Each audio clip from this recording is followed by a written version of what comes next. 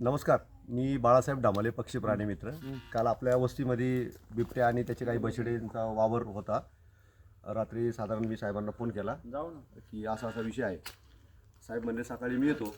आता साहेब आले तर साहेब याच्यासाठी काय उपाययोजना केली पाहिजे किंवा लोकांनी काय केलं पाहिजे त्याबद्दल तुम्ही जरा थोडंसं म्हणजे जनजागृती म्हणून लोकांसाठी काय सांगा तुम्ही त्याच्याबद्दल काय. जनजागृती म्हणल्यानंतर काय करायचं, जर संध्याकाळच्या वेळेला घरी लवकर येणे, ज्या शेतामध्ये काम करताना वाकून शक्यतो काम नाही करणे आणि एक दोघा जणांनी दोनच्या चौघा जणांनी अशा ग्रुपने काम करणे आणि संध्याकाळी शक्यतो होईल तेवढं घरात आपलं लवकर यायचं. ते बॅटरीचा वापर करा, शक्यतो फिरताना बॅटरीचा वापर करा.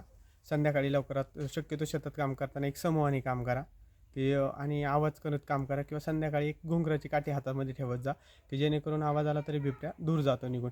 आणि त्याला जास्त जर दिसला तर चुकून डवचवण्याचा प्रयत्न करू नका, कारण डवचवण्याचा प्रयत्न केला तर तो परत अटॅक करण्याची भीती जास्त असते. त्यामुळे शक्यतो आपली काळजी स्वतः आपण व्यवस्थित घ्या आणि लहान मुलांना शक्यतो घराबाहेर सोडू नका.